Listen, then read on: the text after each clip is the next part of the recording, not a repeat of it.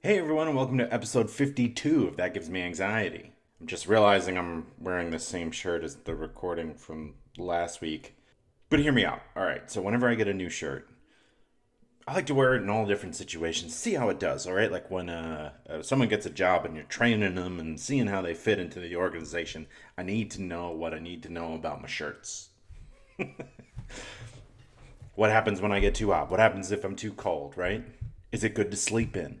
You can't be willy-nilly with these decisions. You need to give it a shot and see what happens.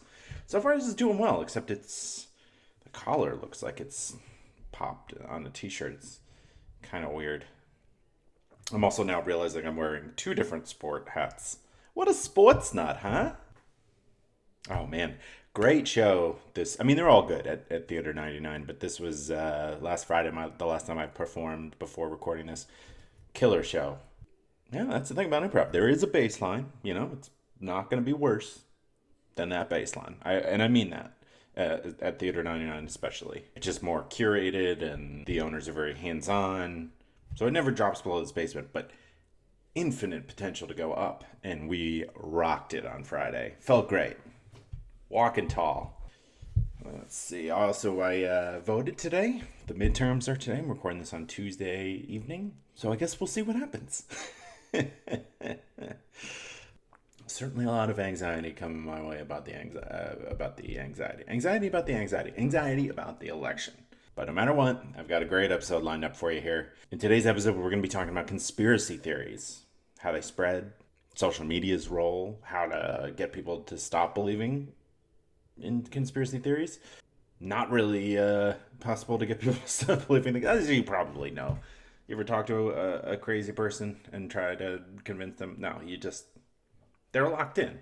To help me out, I have Joseph Uscinski, who's a professor who studies conspiracy theory at the University of Miami, and my friend Dillon Geyselears, who's a comedian and actor up in New York City. But before we put our tinfoil hats on, I just want to remind you to rate and review the show if you're liking it on whatever platform you're listening to it on. That helps boost it in the algorithm there. You can check the show out on Facebook, Instagram, Twitter, and YouTube. YouTube is where you can see my ridiculous hand motions that I do while talking to myself. And if you are liking the show and you want to support it and support me, you can do so by making a donation through the Buy Me a Coffee link. It's just a platform that allows people to make donations to creators like me. So yeah, as always, this episode is very interesting. It's a hot button issue that a lot of people have been talking about the past couple of years, and so I think you're really gonna enjoy it. As always, thank you so much for listening, and enjoy.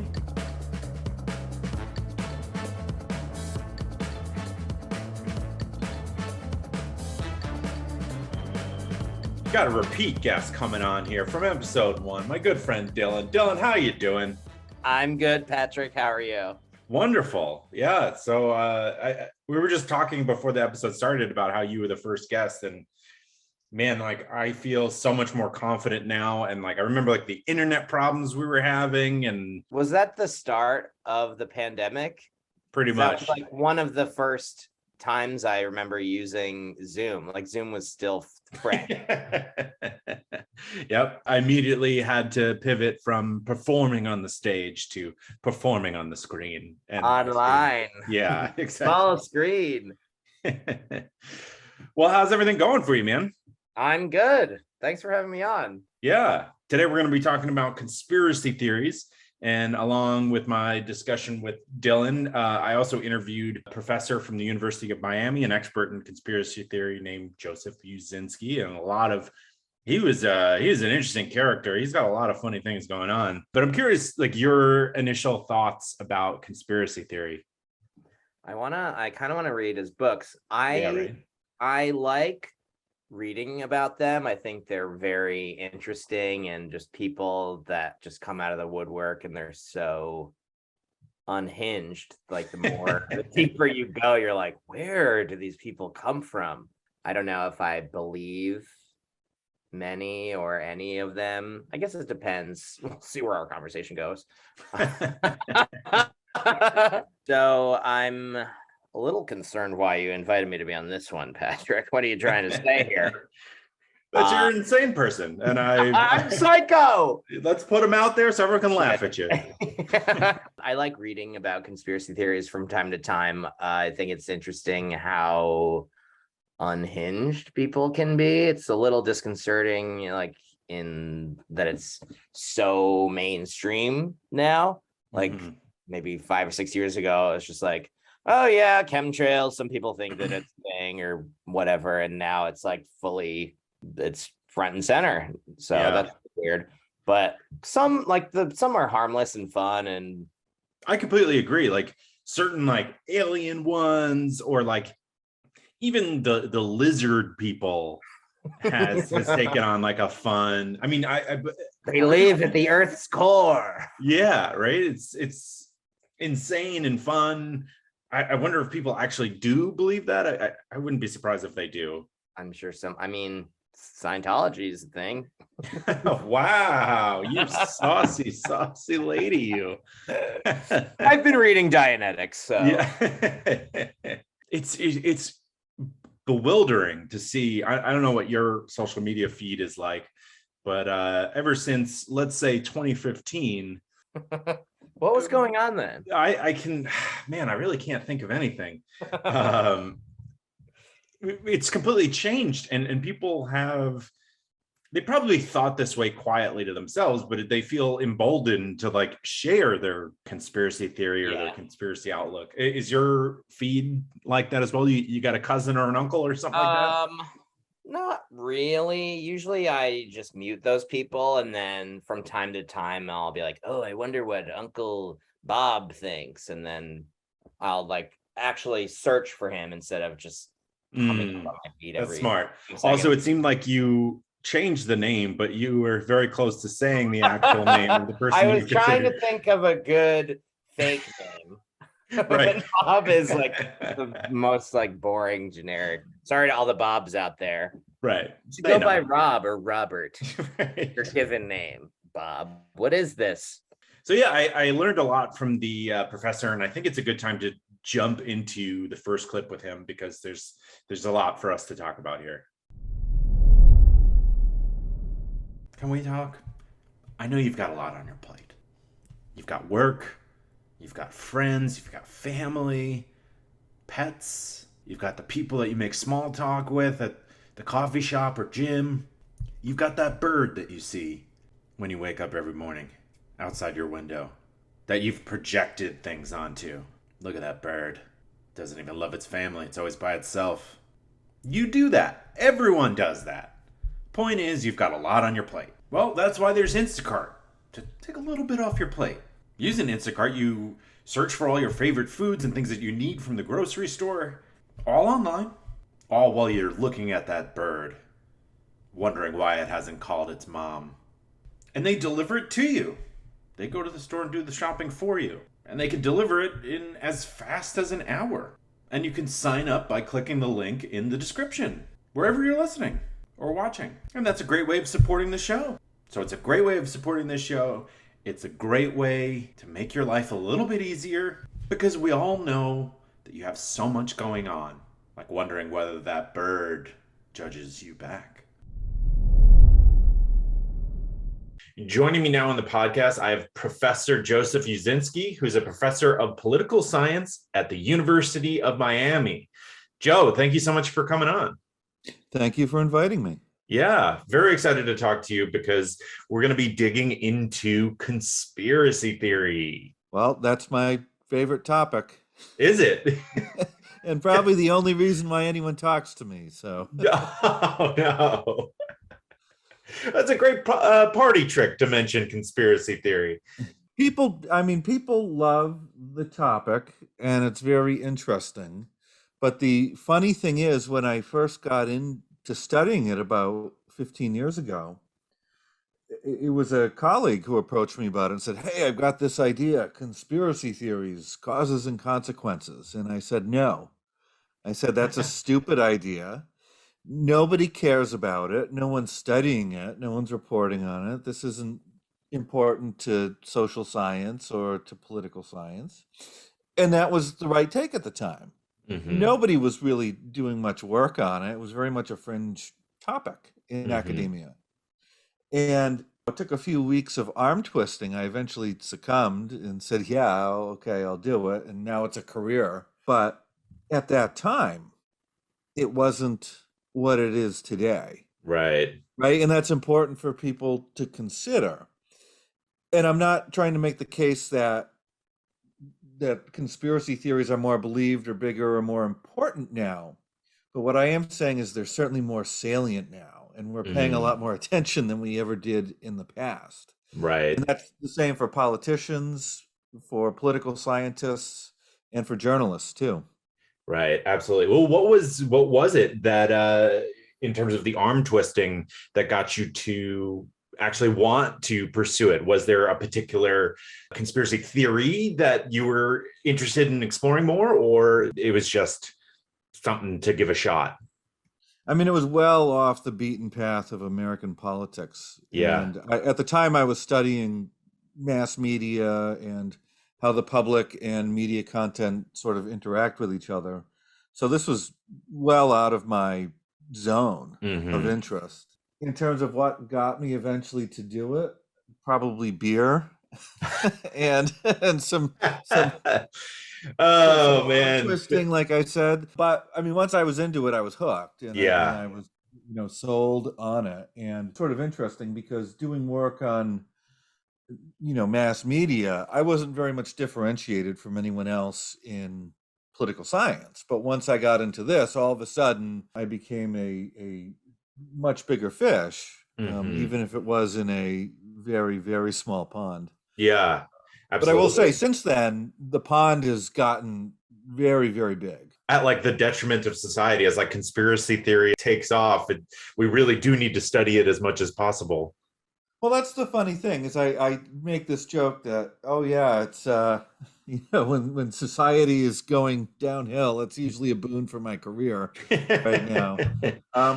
But the truth is, it's actually not that bad. So it is the case that everyone's paying more attention, but that's almost an optical illusion, right? So, the news that I'll share with you today is probably both good and bad. Hmm. Good in the sense that things aren't getting worse, and bad in the sense that things were always sort of bad in this regard. But we just weren't paying attention before. Now we're paying attention, and maybe that's part of the good news too. Okay, so you're saying that there were always these groups pushing conspiracy theory for one reason or another, or maybe even less intent based, where they're talking about these conspiracy theories, but they were just kind of brushed aside. And now, given the current like political climate, people are looking at these a bit more. Yeah, so when people say this is the golden age of conspiracy theory, things Mm-hmm. are worse now than they ever have been, I say, worse than during the Red Scare? Mm, Worse than when we were drowning and crushing witches because we thought they were conspiring with Satan? good Worse point. than that? Yeah. Really? So that's the thing. When people pay too much attention to the news, they wind up coming away with the headlines, which are always shocking and very negative, right? Hmm. And that's news incentives. Is everything's got to be new and it's got to be bad. So if you Hmm. read through headlines, it's always bad news. So if you think everything's getting worse, well, that's partially because of what you're being exposed to. But things aren't getting worse on every score, and things don't seem to be getting worse on this score, at least in terms of how many conspiracy theories or how many people believe individual conspiracy theories out in the public. If we want to make a different argument about we normally don't have a president who engages in conspiracy theories this much as Trump did, then that's fine. That's sort of a new thing, and we can talk about that. But that's very different than saying the public has lost its marbles or something like that. Well, that's encouraging for sure. Your methods, you say that you study mass media. How does that? How are you studying mass media, and how are you analyzing conspiracy theory? So when I was studying mass media, I mean, it was mostly through news transcripts and then tracking what's getting reported Hmm. over time and then comparing that to the dynamics of public interest. Mm. What are the things the public cared about at the time? My conspiracy theory work when I first got into it, started out with content analysis of letters to the editor to the New York Times. Because when I first got into the topic, I started looking at it and I said to my co-author who had talked me into the topic, I said, there's no data out there. So Mhm. nobody's been gathering good data on this, particularly in polling. I said there have been polls taken, like on JFK, conspiracy theories, and a few things like that, but those are all sort of one-offs, and there's Mhm. not enough to really do much with, Mhm. at least not in the way that would be generalizable. Right. So I had to sit down and think about it for a while, and I said, well, what's available to me that I could sort of go back in time and see what people were thinking about conspiracy theories? And if it wasn't polling data, it would have to be some sort of written expressions to go far enough back. So I went to letters to the editor. I mean, obviously those have their own issues, but if you don't have anything else, you It's know, something. yeah, as Mick Jagger says, you can't get what you want, but you can get what you need. And I was able to Mhm. get what I need out of it. And we were able to we were able to use those letters to the editor to see how often people were discussing any conspiracy theory. Mhm. And then we're able to track, okay, in general, who's getting accused and when over the course of the 120 years we looked at from 1890 to 2010. And we were able to figure out that conspiracy theorizing sort of swung back and forth with national power. Mhm. So that when there was a Republican in the White House, it was Republicans and rich people and corporations getting accused of conspiring. And when it was a Democrat in the White House, it was Democrats, communists, and socialists being the Mhm. lightning rod for conspiracy theory accusations.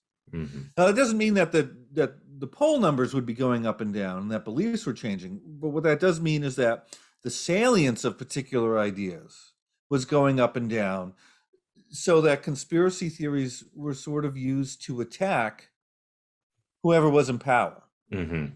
So that conspiracy theories made more sense when the person you were accusing actually was in power rather than being out of power. Makes And sense. and think about the last 30 years of our lifetime. When Clinton was in power, it was he killed Vince Foster and Whitewater and this and that. And then when he left, those things became sort of moot. And then it Mhm. was George Bush blew up the Twin Towers and Halliburton and War for Oil and blah, blah, blah. And then when Obama came in, all of that stuff became moot. And then it Mhm. became, oh, Obama faked his birth certificate. He blew up the Deepwater Horizon well. He's a secret Muslim and a communist and this and that and the other thing. And then that all sort of floated away. And then it was Trump's a Russian agent. So Mhm. what you tend to have over time is that power seems to attract these sorts of accusations, Yeah. so that there's sort of a part of a balancing act, Mhm. that if you're out of power in politics, I mean, politics ain't beanbag. So if you're out of power, you feel out of control. You're concerned about who has control of you because they're not one of you, they're someone else. Mhm. Like that, it makes you uncomfortable, and you need to rebuild your coalition and get people together and put out a call both for help and a Mhm. call about danger. There's a threat. We need to balance against it, Mhm. right? And that's sort of what conspiracy theories do in the domestic sense. It makes sense, right? I mean, what's a better call to action for, let's go back to the 2016 election, than if people actually believe that Hillary Clinton was killing and eating children in the bottom of a pizza shop? You'd want to vote against that person, right? I understand how that could be used if people can adopt that mentality and believe that. Yeah, and it wasn't just that. I mean, that wasn't the only thing, but Right. I mean, a lot of it was. I mean, for Trump, it was the political establishment is Mm-hmm. corrupt. It rigs everything. If you only knew what was going on, you would freak out, and the swamp needs to be drained. Mm-hmm. So they can serve as a good motivating tactic, Mm-hmm. right? Now, I will say the caveat here is that conspiracy-minded people, what I found was they tend to participate less, right? Really? But that seems to be the case when no one's singing their tune. Mm-hmm. But once you get a Pied Piper to come in and start playing the tune that conspiracy theorists want to hear, they can be mobilized, right? So think about it. Donald Trump was not chasing the same Republican constituency that Jeb Bush was. Right. I mean, Trump was able to mobilize people on his behalf in the 2016 primary because he was singing a different tune than all the other establishment politicians he was running against. Mm-hmm. So he offered something different, right? The same way that Sanders was able to do so well against very good establishment candidates like Hillary Right. Clinton, because he was singing the tune that no one else was. And there are a lot of people who want to hear that tune. Mm-hmm. So, but anyway, since then, I mean, those letters to the editor form the basis of my book, American Conspiracy Theories, and then since then, I largely only do polling at this point, where we're frequently polling the public about their beliefs in conspiracy theories, and we tend to poll over and over and over again to see, are these beliefs going up or down? Are they quote unquote spreading, as everyone seems to think they are? Mm-hmm. And that's where most of my work has been concentrated lately. One of the things that I wanted to laugh about immediately is how, when I asked him, like, what eventually got you into conspiracy theory, he was like, beer. Oh yeah, it's like, look, I think I like this guy. Yeah, right. Give me another one.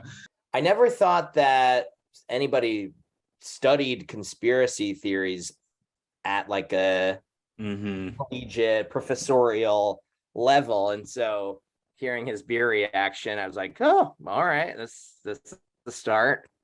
Yeah, I saw him on a news public. I don't remember what channel it was. You know, I've worked in news, and I guess it is true to a certain extent that the news needs good headlines. It needs things to sound like it's bad and shocking, and that there are people out there to get you, right? Like the ratings of a lot of news organizations went up with Trump because there was a quote unquote villain, right? And so I guess it's like a reminder to recalibrate how these small movements can be overblown by getting news coverage.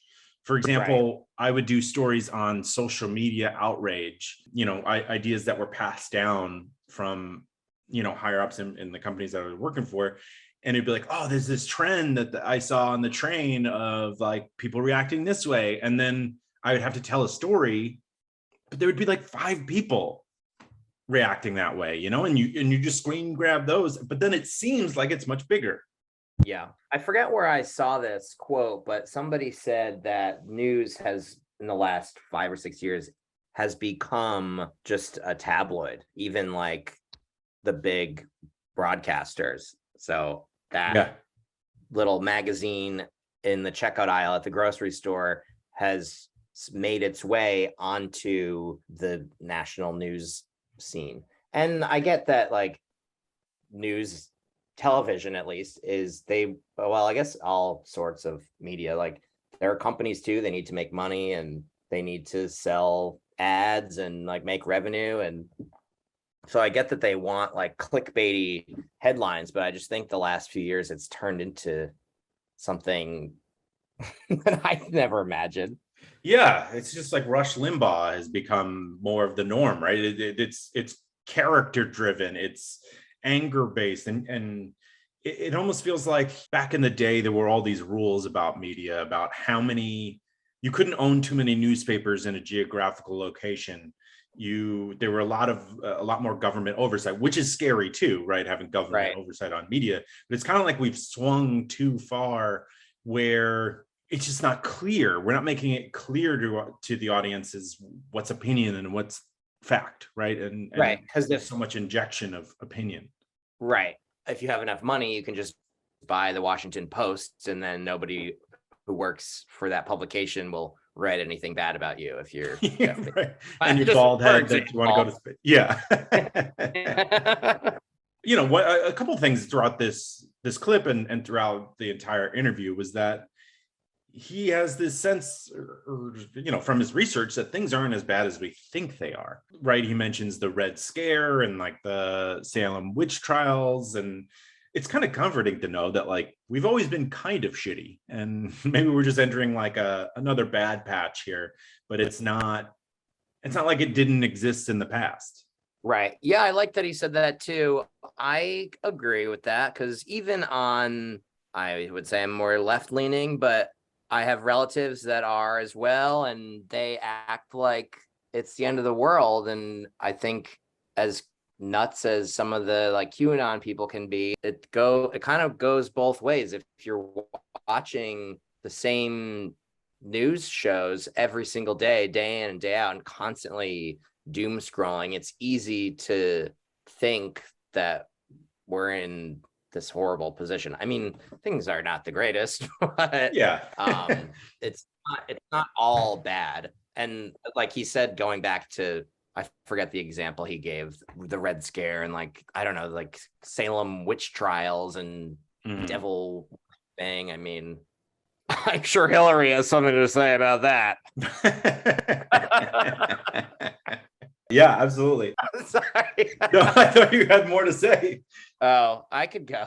No, that's okay. Another thing from this clip that was really interesting, right? He's talking about how people are of the conspiratorial mindset, don't participate in voting until someone's singing their tune, right? He says that like Jeb Bush and Donald Trump were not going after the same people. Donald Trump was singing the tune that got people off the bench, so to speak, similar to, I guess he provided Bernie Sanders, which makes sense too, but I just don't think Medicare for all is a conspiracy theory. It's Right. just... Well, I think with Trump, a lot of, he would just say these, Trump is a masterful media entity. Like he knows how to spin a story and he'll just say whatever to get a rise out of people. Mm-hmm. And so you have all these people that have never voted in their life, and you see somebody on TV that's just saying the craziest stuff, and they're like, hey, I like that guy. I kind of like what that guy's saying. And then I knew a voice I'm was going to coming. register to vote. I knew a voice was coming, but I was expecting more of a Southern, hey, y'all, let's get out. I didn't want to be offensive here. Yeah. They're people too, Patrick. But yeah, Yes. you have all these people that come, like he found his target audience, I guess, and those people just kind of crawled out of the woodwork. Mm-hmm. And here we are. Right to the voting booths. Yeah. Right to the Capitol steps and the voting booths. Yeah. It's wild. Yeah. Well, I think it's a good time to go to the second clip where we talk a little bit more about polling and QAnon.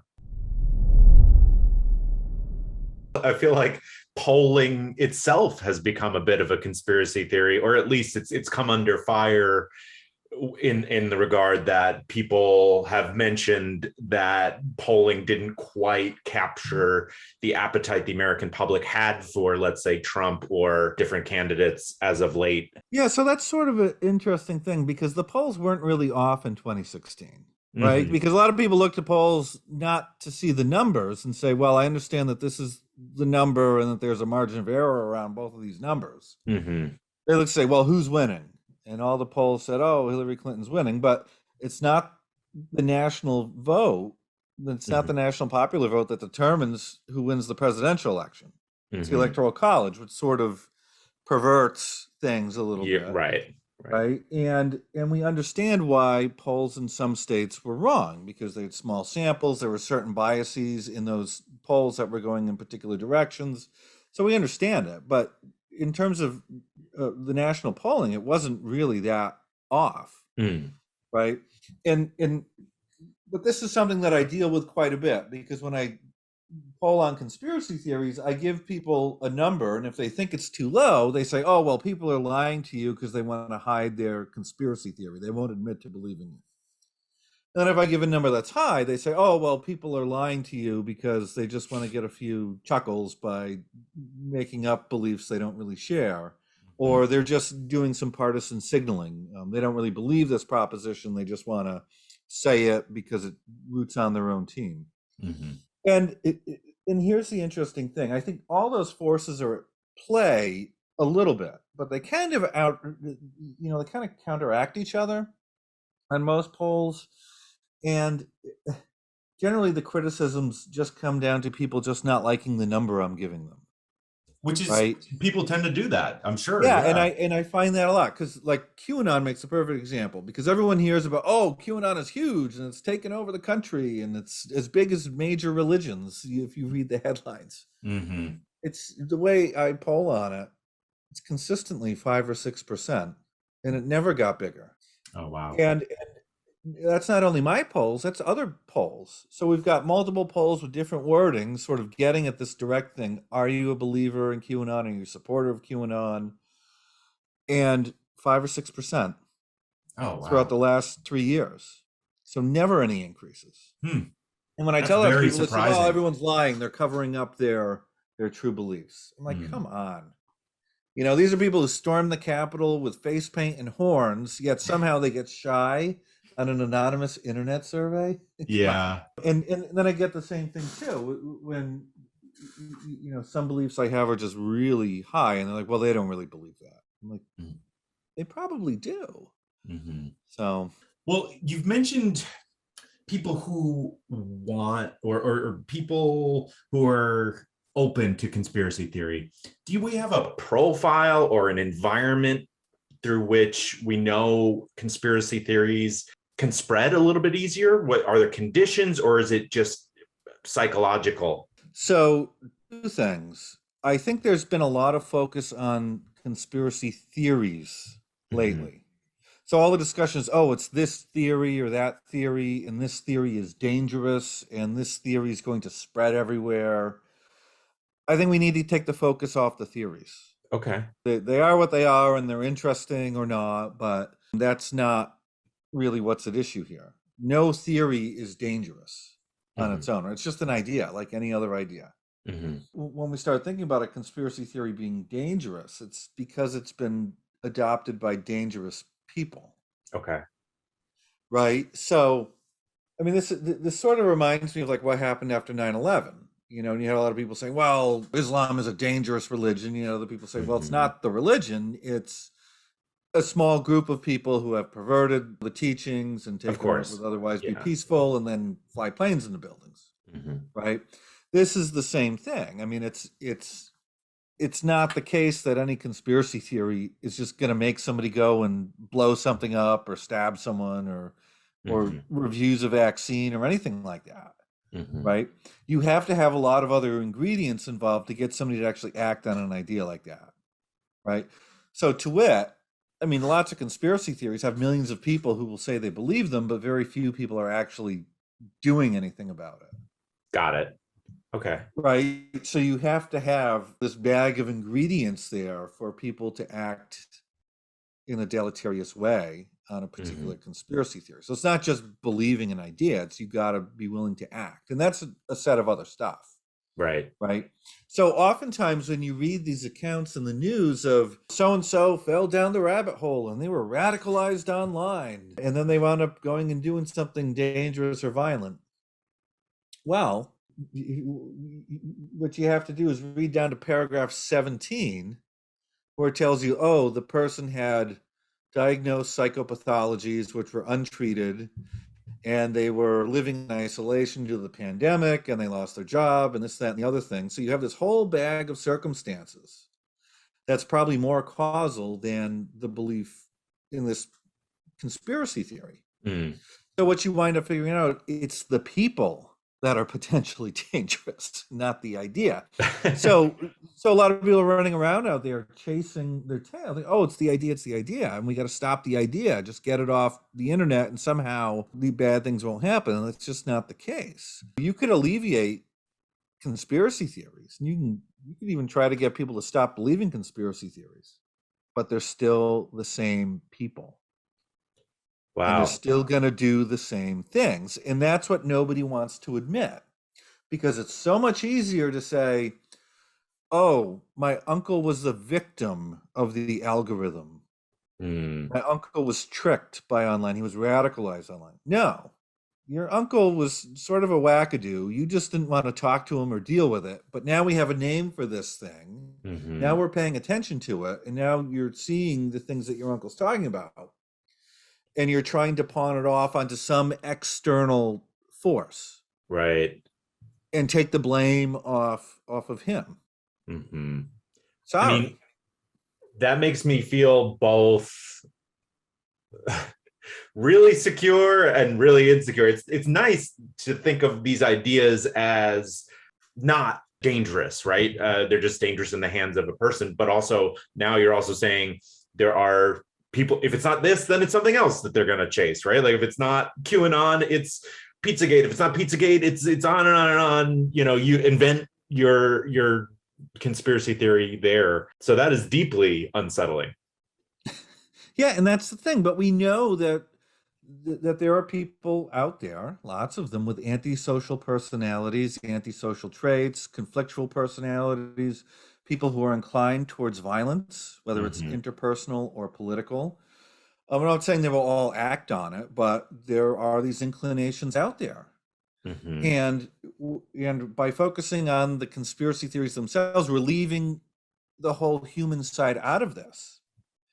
And we have to figure out the human part of it. That has to be integrated into how we talk about conspiracy theories, right? Yeah. I mean, Twitter doesn't make up conspiracy theories. Facebook doesn't make up conspiracy theories. People do. People put them online or they share them other places, right? So this is a human phenomenon. And if we're just focusing on the social media aspect of it or just on the ideas, somehow the ideas are themselves too dangerous, then we're missing the whole human thing. And we really shouldn't do that.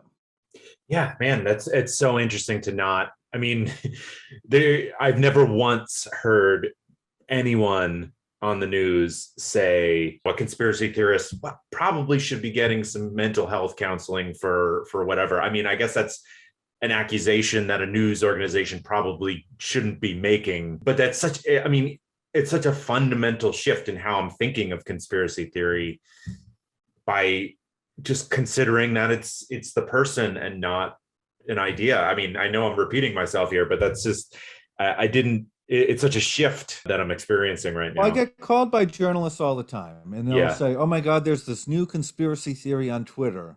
And I'm concerned about it because everyone's going to see it and it's going to spread everywhere and everyone's going to believe it. And I say, oh, that sounds awful. I say, so did you see it? And they say, yeah. And I say, so you must believe it now. And they say, no. And I say, well, what makes you so special? What's your magic power that you have that the rest of us dupes don't have? And they start to figure it out. And that is that people believe what they want to believe. And we've known this about people forever. Right? If conspiracy theories just spread everywhere to everyone, then every conspiracy theory I polled on would be 100%. I mean, that's the obvious implication. Yeah. But they're not. That doesn't happen. So, and interestingly, the highest numbers we've gotten on conspiracy theories were before the internet era. Is it? I was going to ask you. During. I'm very curious. What are some conspiracy theories that have polled really high?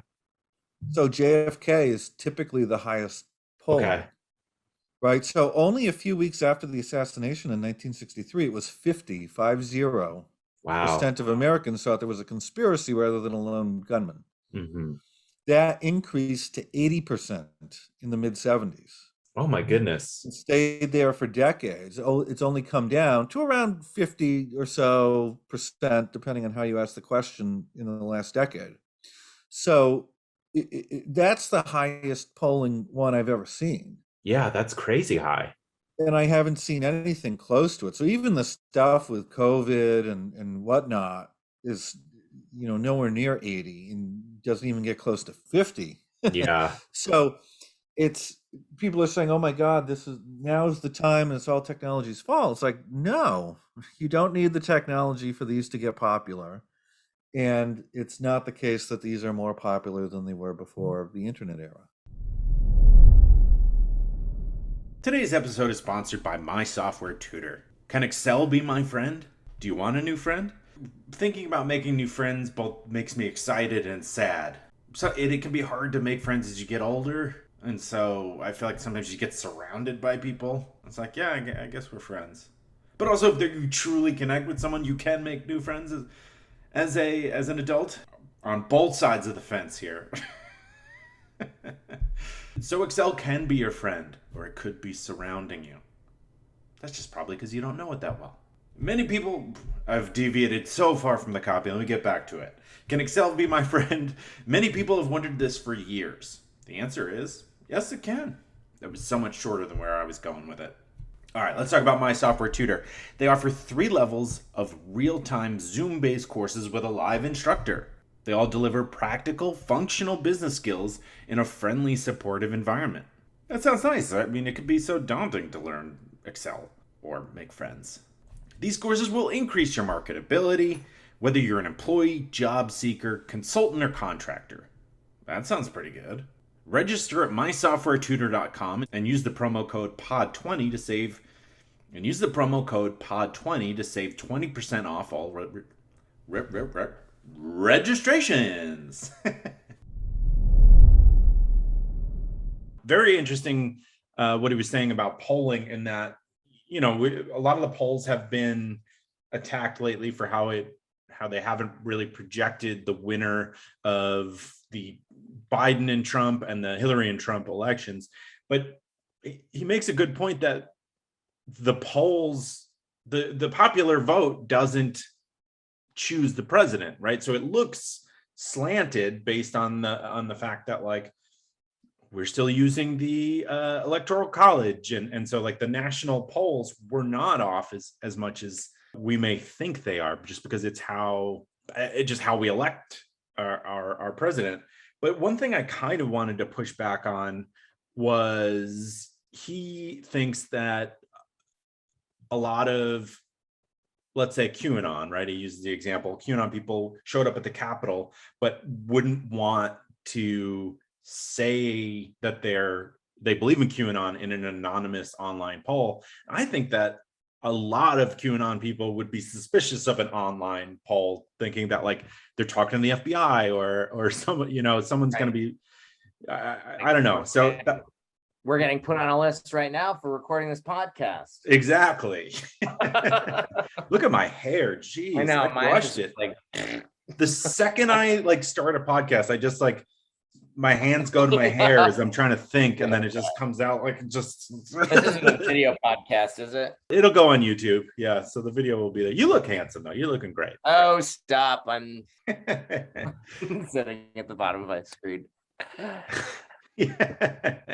Well, QAnon, I mean, the other thing he said about QAnon not being as big as we think, going back to, like, those internet trend stories that I was saying I had to tell back in the day, but QAnon isn't as big as we think it is. It's kind of just overblown because it's like this crazy phenomenon, and it does deserve press, but the idea that it's still at like 5-6% makes me feel good, makes me feel better. Yeah, well, and it's all spin, and there's like some smoke and mirrors involved with the media sometimes, and, like, if the camera were to, like, pull back from a Trump rally, there's not that many people there anymore, which I guess is good. Yeah. Well, you know what? It always seemed to me, it's like, why in God's name would you want to spend your, let's say it's a Saturday night, going to see a Trump Political rally, right? It's like, you could do anything else. Yeah. Anything. Well, also, too, the last few years, politicians have become more celebrities than government officials, and I think you should just elect somebody and then, or vote for somebody, and then you're not supposed to hear about what crazy shit they're doing every single second of your life. Like, every time I open Twitter, it's like another crazy thing that somebody's saying that people are gonna I don't know. Yeah, no, it makes sense. And the other thing is, like, we've kind of lost our ability to scrutinize our candidates, right? Like, we feel that if we voted for someone, we have to like every single thing they do. The interesting thing was that I was also like, hey, like, you know, what's the highest polling conspiracy theory that you know of? And the JFK one, it was so high. It was like 80% in the 70s. He was saying really that there was more than one shooter, and he says it's still at like 50% now, which is, FBI did it or something. yeah, that's, I mean, I guess it is. And like, you know, I've done some reading about conspiracy theory to be prepared for the interviews. And it seems like a lot of conspiracy theories spring up around things that make us feel like we're really out of control, as a way, it like fills the void where there is a lack of control. And like the president being shot in the street feels like a moment that like there is no control and life is crazy. So it's like a breeding ground for conspiracy theory. Yeah, it's crazy. Does that conspiracy still pull that high today? Yeah, it's like below, just below 50%. It was at like up to 80% in the 70s, which is, that means that like all of our parents' generation basically more people believe that there was something fishy about it than not. Wild. Well, I mean, because it is so outlandish. I think that's where a lot of this stems from. It's impossible to believe somebody's just going to go out and kill the president, or we're going to build a spaceship and fly to the moon, and somebody's going to jump around on the moon, and maybe Stanley Kubrick was involved with shooting the fake video. Like what the professor was saying, everybody just has their ideas, and now with the internet you can write whatever you want on the internet and people are going to believe it. And I learned very young, don't believe everything you see on TV or read online. Like you gotta do some critical thinking and some independent research. There you go. Oh, and if Kubrick was involved with the moon landing, don't you think there would have been a little bit more tasteful pans or metaphor? Well, I mean, where was the metaphor? HAL 9000 would have been there. Right. Or 900? Is it? I don't know. I think it's 9,000. 9,000. I think it might be 900. My computer's name is HAL. I named it not HAL 9000. That's creepy. In homage. Speaking of Kubrick, did you ever see Eyes Wide Shut? Yeah, absolutely. The like secret society, I think people really like to believe that, and it's because it's so exclusive, and I don't know. It's easy to believe, right? Because rich people push us out. I mean, have their closed door stuff, and we can't have access to it. So it just, it's easy to imagine just giant orgies with Tom Cruise. Just like, it's just like big, huge cabal with, I guess that's why they're all masked in the movie. It's fun to think about, I guess, to a certain extent. Yeah. Because then it becomes unhealthy, and then you have people storming the Capitol. Right. there's a line between enjoying the imagination, sort of creating like fan fiction for reality. Yeah.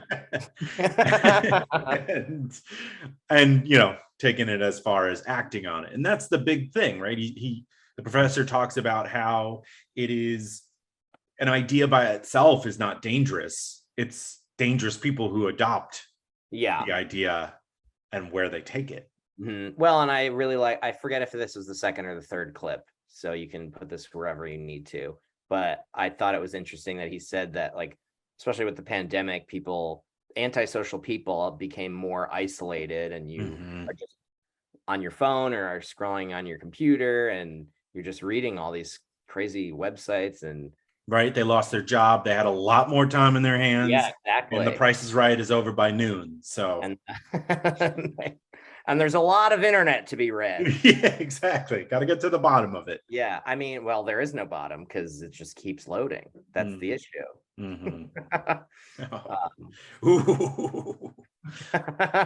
In your research for this, have you scrolled through Twitter or Reddit or any of those like alternate websites? Yeah. I'm a big Reddit fan. Yeah.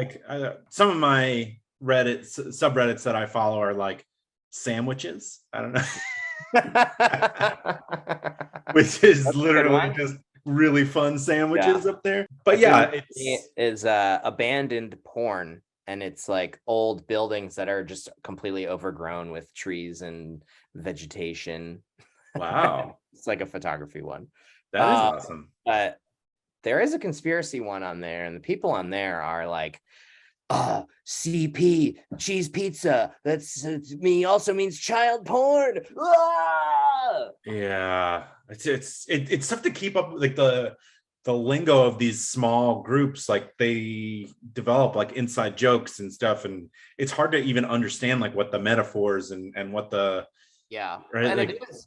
It's just a slippery slope. Like once you start really getting into it, it's hard to stop. And then you're like, well, if that old improv adage, if this is true, what else is true? how much do you hate your improv background? Me? No, Yeah. I appreciate it now. I feel bad because the when I finally got onto a team with people that I was good friends with, that was when I was the most burnt out of my like stint from the house team system. No, I actually I did a few jams over the summer, and Nice. it's been refreshing. And I was like 4 years of doing it every single week, multiple times a week sometimes.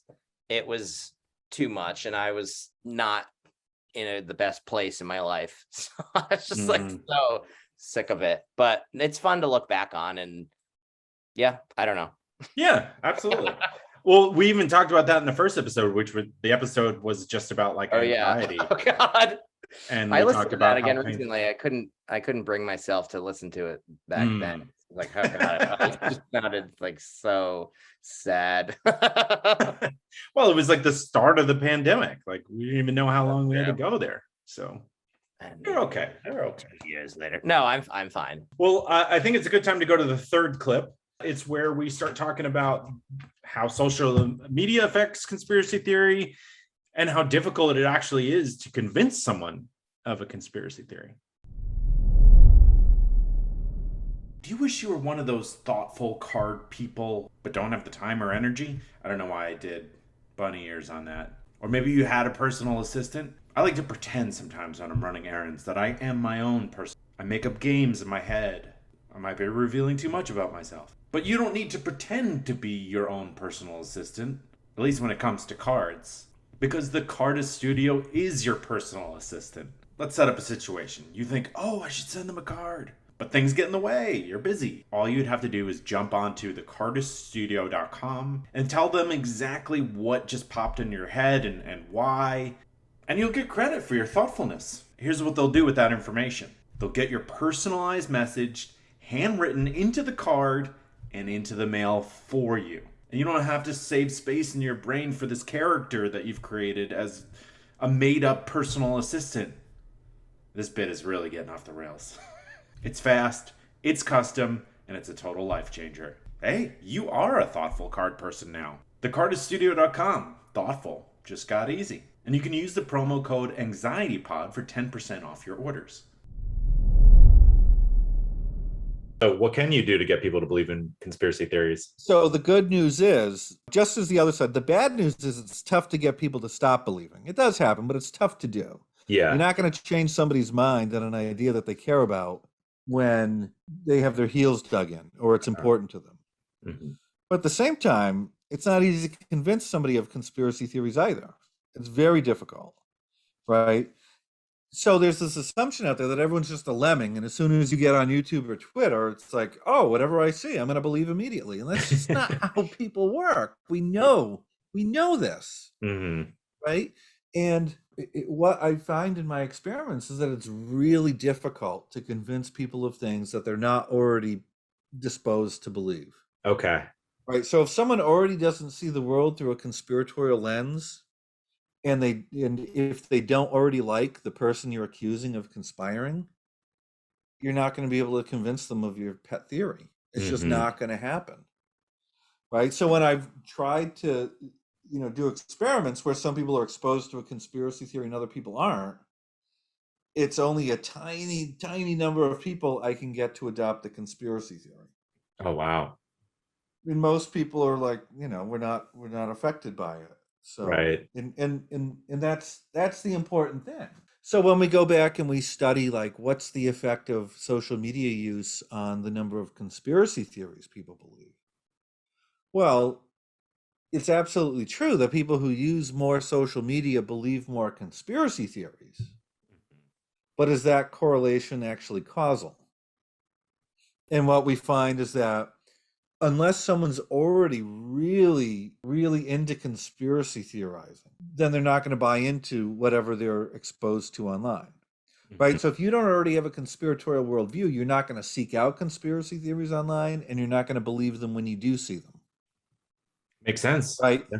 So it's the people who are already into it who are going to get what they want, and they're seeking it out, and they're going to believe in more theories. But at the end of the day, it doesn't really matter because they're still the same person, and they still have the same worldview, and they have the same personality, and they're probably going to act in a lot of the same ways. And if it wasn't Twitter, there'd be a book or something, right? There'd be a play or something that they could watch Yeah, to. I mean, I'm always shocked when people are like, but ideas travel farther and faster now. And it's like, that may be true to an extent, but it doesn't mean that anyone's paying attention.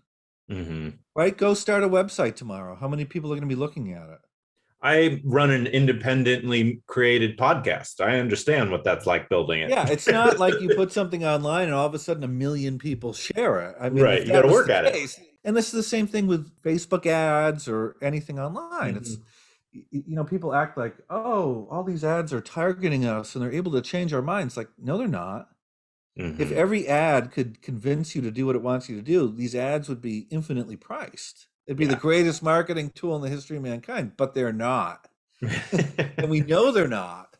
And we're sort of playing into Facebook's and Twitter's hands by saying, oh, they're so influential, because it just keeps the marketing dollars, the advertising dollars rolling in, because people think they're getting a piece of this. And then advertisers start to realize, oh gosh, even with all these fancy, quote unquote, fancy marketing techniques, not everyone's buying my product. Right. Right. Yeah. Well, tell me a little bit about your book. So I have a few. First one was American Conspiracy Theories. I told you about the letters to the editor that we gathered for that, and Mm-hmm. that was sort of years in the making. And then the next book is Conspiracy Theories and the People Who Believe Them, which was a edited collection. So I edited the book, and it was essays from scholars from across different disciplines and across continents writing Mm-hmm. about the topic. And then my most recent book is Conspiracy Theories, a Primer, which is sort of a short, know everything you need to know about conspiracy theories in one fairly cheap and easy place to get them. Conspiracy theories for Much, dummies. yeah, so without too much jargon or whatnot.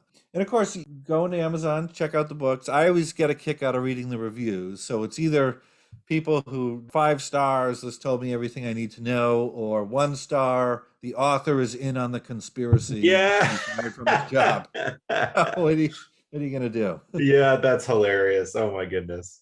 Well, is there anything you think I'm missing related to conspiracy theory or your work that you'd like to mention?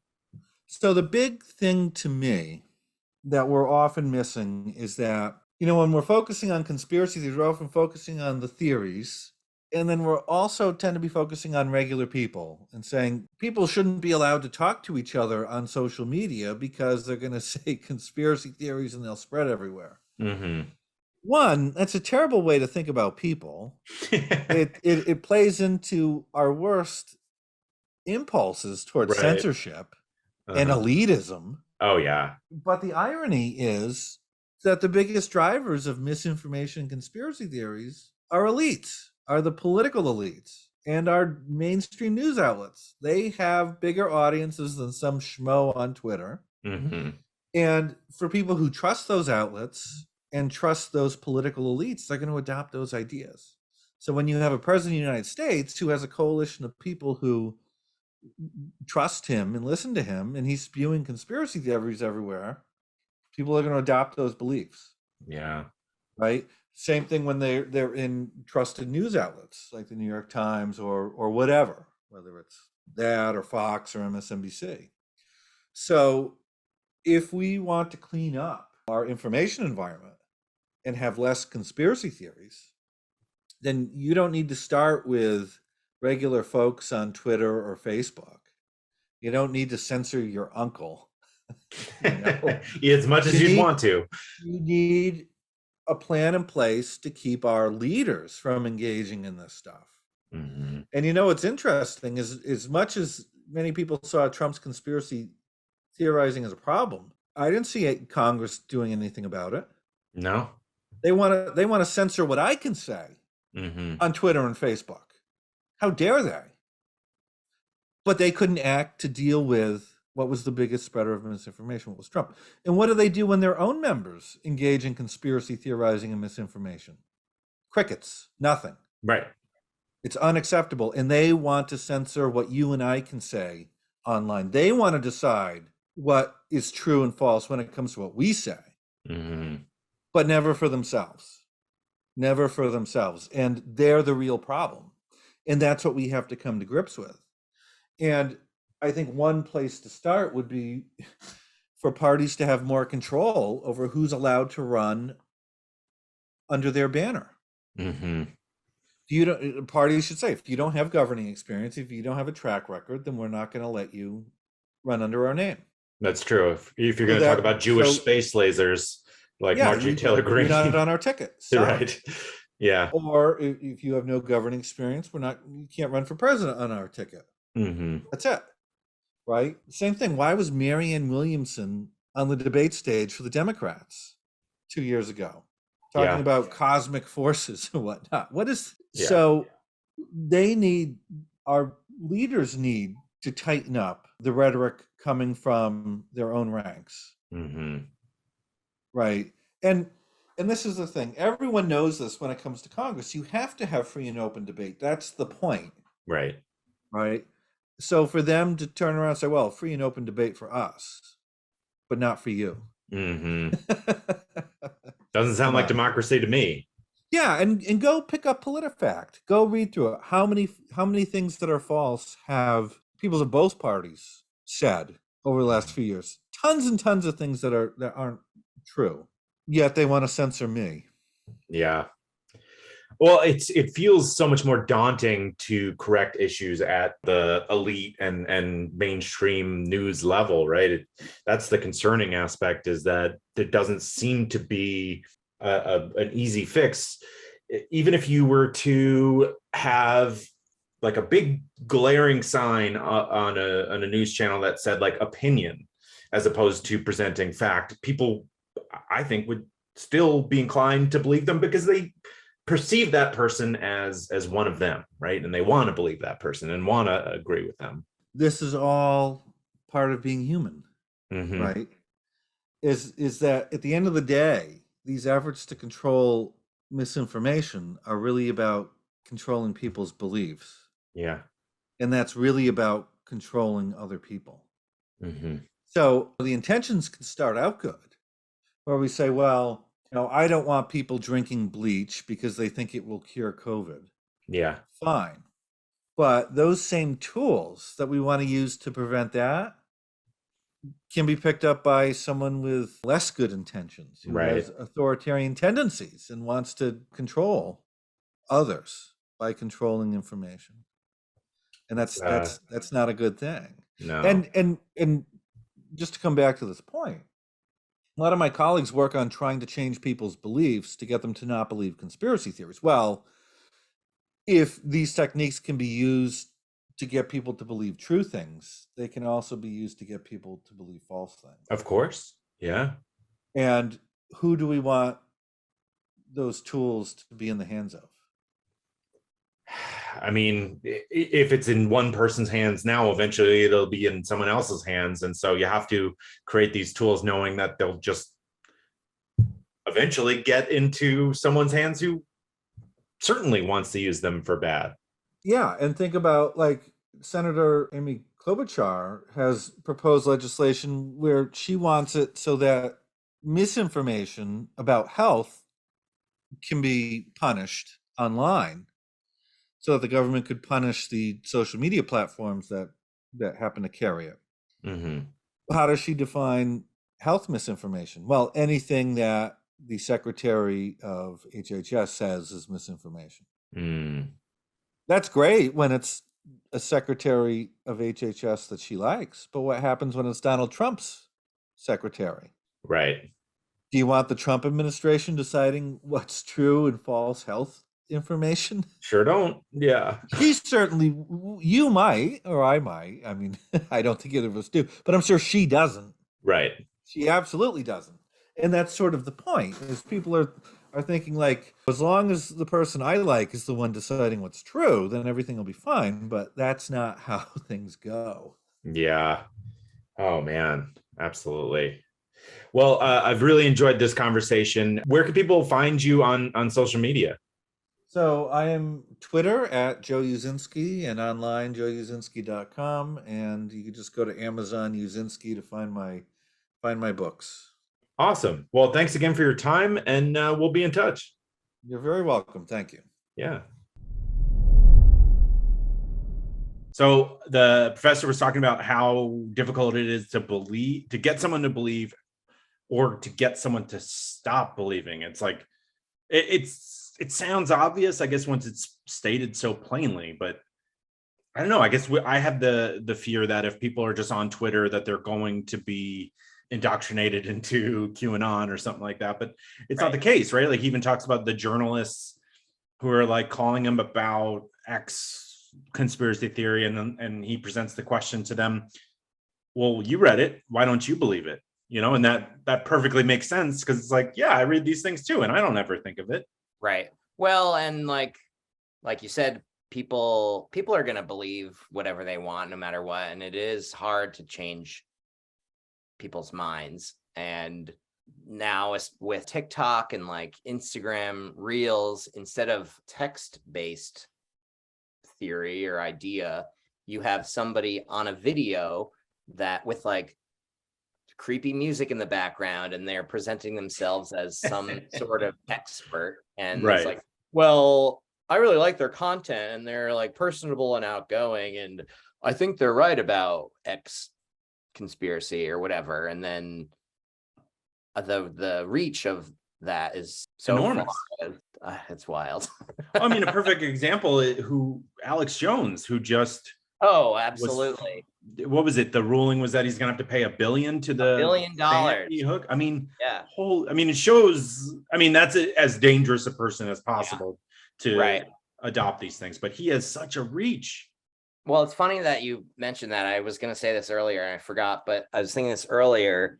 Once these people are in front of a judge and a jury and in a courtroom, then they are like, oh yeah, I was completely full of it, and this is what actually happened, and I was just doing that because it's part of my brand, and that's how and no one could. I think one of the things he said during the trial was like, no person of sound mind can actually believe I'm being serious. Like, it's a character. It's like, well, no, moron. People do believe you, and there are real consequences. Well, and like with the January 6th thing, you have all these people who storm the Capitol, and then you have Trump and others saying that, oh, they're actors, or anytime there's a shooting, they're actors. But then once they are arrested, is it really like, maybe this is also a conspiracy? Once you get them into a courtroom, then they tell the truth. It must shatter the illusion, right? Where let's say you storm the Capitol and it's like, Trump invited me. I remember people being like, when they were getting arrested, he's my friend. Yeah. He told me I'm a special and I should be here. But then the second they were, in handcuffs, they were like crying, and it must have been such a, just like poof, like this fantasy world. It just snaps. Yeah. Well, and I think he admitted too that recently that he did lose, and it's just like, that's part of his whole game. He's a grifter photocopier salesman going door to door. Just like a beeper salesman. Like, well, it's like Trump water, Trump steaks, Trump golf courses, Trump the game, Trump the president. Spaceballs the movie. Like, Spaceballs the color. Like, what's the next step? And but my right-leaning relatives are going to listen to this and cut me out of the family. They already have. Thing that's interesting too. Did you ever see documentary? It's about aliens, Unacknowledged. No. So that goes into like some conspiracy stuff where you have these people who, like, it starts off as a UFO and alien documentary, and you're like, whoa, cool. Are there aliens out there? And then you have a couple people that are just like, yes, and these news anchors and these broadcasters, they actually work for the government. They're plants. They're not entertainers. They're not comedians. They're God. part of the system. Yeah. I thought I was just watching like a little alien. Right. I just wanted to ponder if they're here like Men in Black dancing around. Yeah. Yeah. But going back to Trump, I mean, the big difference, right? It all roads lead back to Trump. I haven't really gotten political on this podcast, and I've tried not to. I was thinking that right before I got logged on. But it is what it is. He knows what he did. And so the big focus and the big difference between now and in the past is that leadership is really a big part of spreading these things, right? Like we have presidents or ex-presidents talking about how they lost the election, it was stolen from them, right? And that carries weight from, I mean, people are going to listen to the president of the United States, right? It may not be everybody, but enough people will put stock in what they say because it's the fucking president. you know? But then this isn't as widely reported, but you also have people that are Republicans that are like, no, that we are going to certify these results because that's the law. That's how things work in this country. That's how peaceful transfer of power works. It's like you have to have, that's how why people continue to like have faith in their government, or at least try to. Right. And then once you have somebody like Trump spewing all that, it kind of like goes out the window because there are half this country are like super fans of this guy. Yeah. You know, the fix that he recommended was the political parties being a bit more, what's the right word? Just sort of selective in who can run on the party's ticket, right? If you don't have experience, you probably shouldn't be allowed to run under one of the two major political parties in this country until you do have some experience. And the issue with that is I just don't ever see that being possible, right? If you look right now, we're recording this before the midterms, and Herschel Walker, who was a University of Georgia running back and played in the NFL, he doesn't have any experience, and I think it's fair to call him wildly inexperienced and slightly seemingly nuts candidate versus someone who actually has experience in the government. I just think if there was experience and the political parties were a bit more selective, that would kind of push everybody to the middle, right? Because people realize that if you're going to be closer to the middle to be able to get things done, and things would just calm down. But I don't see them doing it. Yeah. I mean, I wish that people were more agreeable with each other, but yeah. So this conversation was a lot of fun. I think the takeaways are, hopefully we can find leadership that doesn't continue the conspiracy theories. Something needs to be done in news media. And the other thing we haven't really touched upon is acknowledging the mental health aspect of conspiracy theories, because some people will just have conspiratorial, I'm going to choke on this word, conspiratorial mindsets, but other people have issues with medication or undiagnosed mental health issues that would help them live a calmer, less on the edge life. Yeah, well, and like today's society, everybody is just glued to some sort of screen, and it's just like that's the way life is now, and you have people believing everything that they see. What do you think could be done to help people with their mental health? I mean, talking about it certainly helps, but I'm wondering if you have anything else that you think could be helpful to society. Well, I think that people need to check their mental health, and like if they need to seek out therapy, then they should go for it. 20 years ago, even 5 years ago, people were just like burying their emotions, and now mental health is kind of more openly talked about now. And I've had my own, this podcast is about anxiety. I've had my own struggles with that. And I think it's important to talk it out with, whether that's like a therapist or a close friend or relative. I think it's really important. I think it's important to get off of your phone and the internet and just not be doom scrolling all day and night. Trust me, I do that all the time, but I wish that I did it less. It's just this addiction that we all have now to just like using our phones constantly. Fill every second, Yeah. with something. Because there's always like a new story or tweet that's going to pop up every time you reload the page, or Always there's something to be outraged about. Yeah, exactly. And I don't know, outrage culture is pretty bad too, but turn off the news once in a while. Like if you watch the same channel for even like an hour, it's the same 3 stories over and over and over again. It's easy to get addicted to it. I understand why and how. Also good to look at news organizations that may have less editorializing, and there are, you can look up, like one that comes to mind is like CBS is pretty good about keeping opinion out of it and just displaying the facts. Like you don't always have to go to like the 24-hour news networks.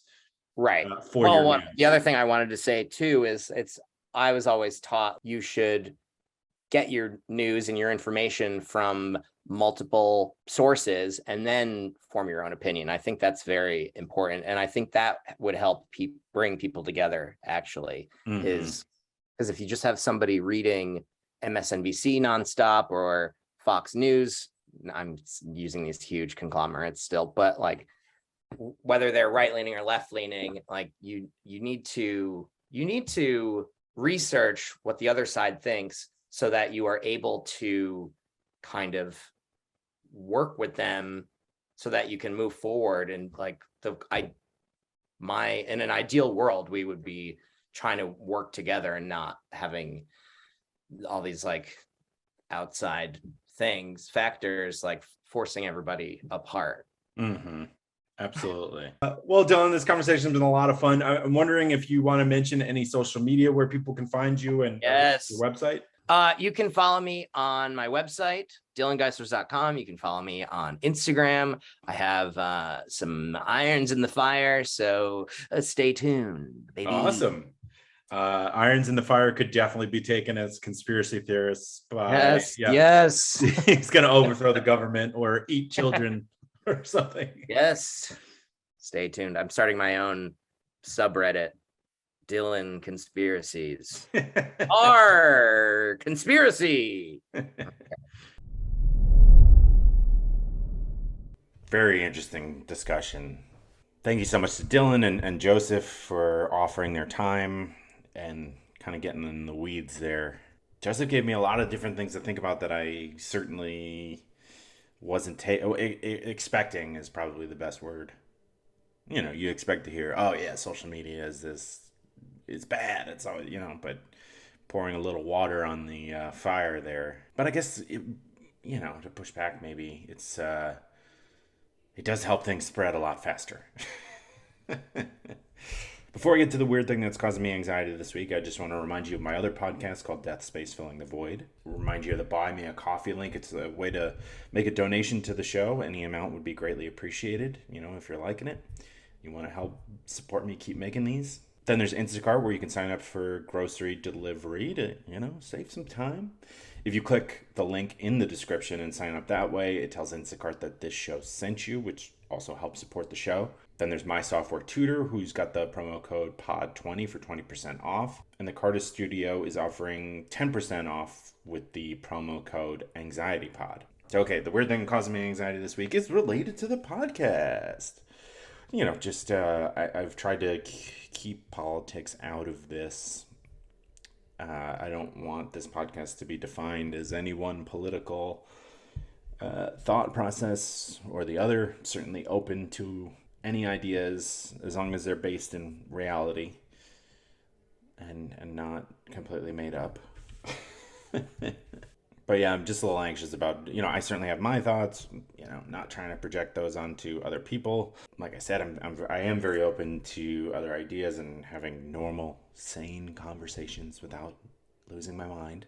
I have enough anxiety as it is. I don't need to go looking for political confrontations everywhere I go. But there are people out there who definitely like that and just, let me get a 12 out of 10 pissed off right now. So yeah, I've debated whether or not to keep a lot of the stuff in, but ultimately decided to go with it because it's real, it's honest, and we'll see what people think of it. I'll see if I start getting messages. You. Blah, blah, blah, blah. I'm sorry for anyone watching the video, watching what my tongue just did. Well, anyway, I hope you learned some stuff and or at least gave you some stuff to think about and to talk about with your friends and family related to conspiracy theories. Because everyone has the conspiracy theorist in their family. They do. And if you don't, you're the one, probably. Right? Well, as always, thank you so much for listening. Have a great week, and I'll talk to you on Thursday.